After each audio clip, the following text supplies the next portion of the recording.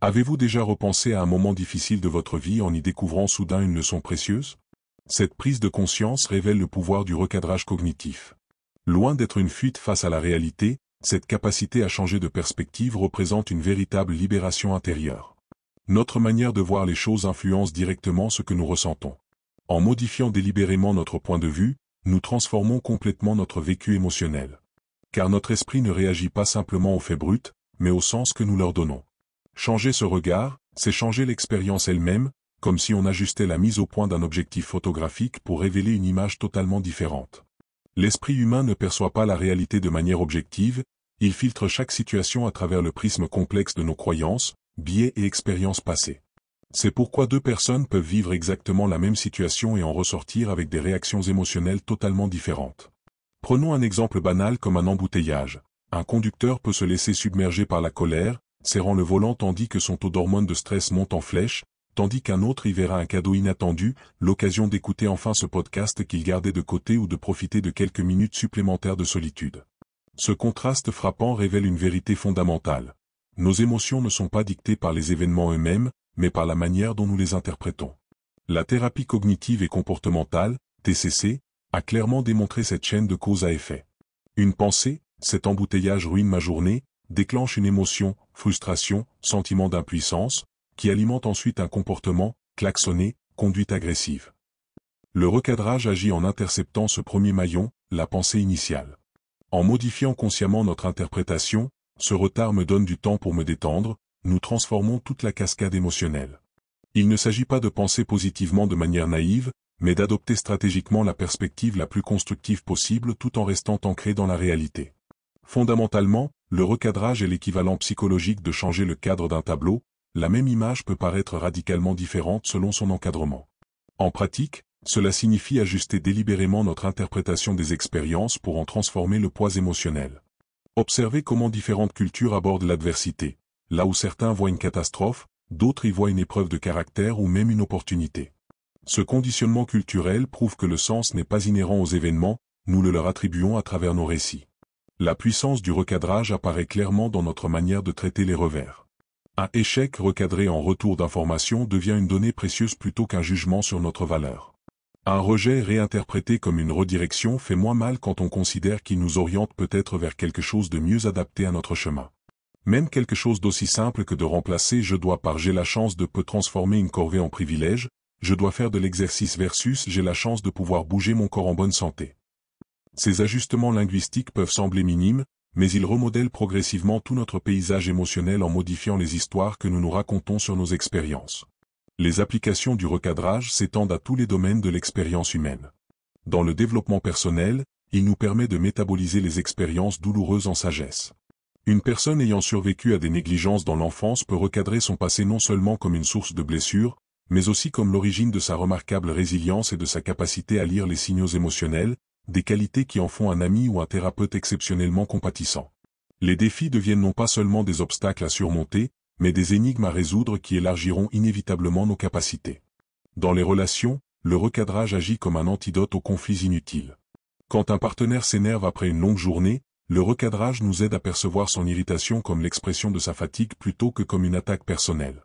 Les critiques constructives d'un collègue deviennent la preuve de son investissement dans notre croissance plutôt qu'une remise en question. Même face au revers professionnel, une rétrogradation, un projet raté, le recadrage aide à identifier le programme caché. Peut-être révèle-t-il que nous avons dépassé notre rôle actuel ou met-il en lumière des compétences que nous devons développer. Les neurosciences modernes confirment ce que les traditions de sagesse ancienne suggéraient depuis longtemps. Nos pensées répétées remodèlent physiquement notre cerveau.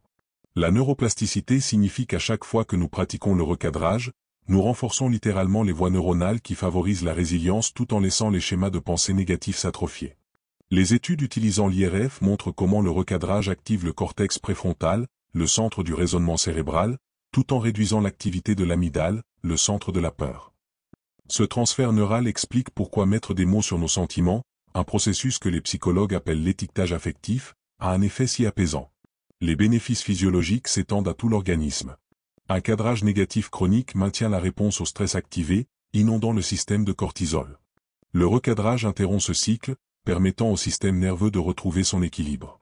Avec le temps, les pratiquants développent ce que les chercheurs appellent une flexibilité psychologique, la capacité d'adapter ses perspectives pour s'adapter à différentes situations plutôt que de rester rigidement enfermé dans une seule interprétation.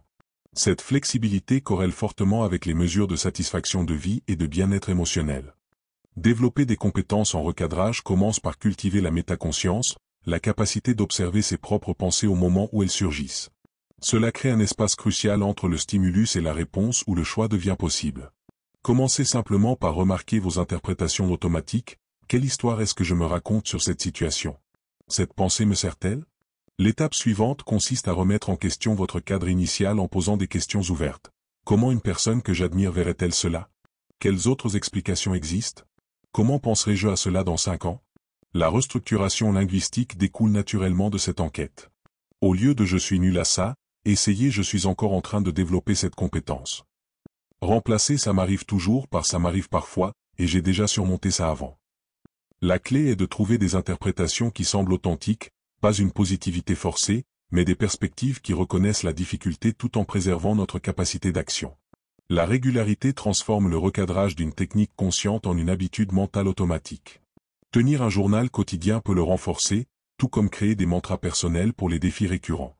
Beaucoup trouvent utile de collectionner des recadrages qui résonnent en eux, qu'ils viennent de thérapie, de littérature ou de personnes admirées, créant ainsi une boîte à outils mentale pour les moments difficiles. Avec de la pratique, ce qui commence comme un travail cognitif laborieux évolue vers le paramètre par défaut de votre esprit, modifiant fondamentalement votre manière de vivre les inévitables hauts et bas de l'existence. Le recadrage est souvent mal compris. Contrairement à la positivité toxique, il ne s'agit pas de nier la douleur ou de se forcer à sourire face à l'adversité. Bien au contraire, le recadrage reconnaît pleinement la difficulté, mais choisit de lui donner un sens constructif. Par exemple, pleurer la perte d'un emploi tout en y voyant une opportunité de réorientation professionnelle n'est pas du déni, c'est de la résilience en action. Certains croient à tort que le recadrage équivaut à éviter les émotions difficiles. En réalité, cette pratique exige de ressentir pleinement ses émotions avant de les transformer. Imaginez une personne en deuil qui reconnaît sa tristesse tout en honorant la mémoire de son être cher. Elle ne fuit pas sa souffrance, elle l'intègre dans un récit plus large. Enfin, le recadrage n'a rien à voir avec se mentir à soi-même. La vie présente toujours plusieurs vérités simultanées. Un divorce est à la fois un échec relationnel et le début d'une nouvelle liberté. Le recadrage consiste simplement à sélectionner la vérité la plus utile pour avancer, sans jamais nier les autres facettes de la réalité. C'est l'art de trouver la lumière sans prétendre que l'obscurité n'existe pas. Cette approche nuancée fait toute la différence entre une stratégie psychologique valable et une simple illusion réconfortante. Le vrai recadrage demande du courage, celui de regarder la réalité en face tout en conservant la flexibilité nécessaire pour en extraire des perspectives porteuses de croissance.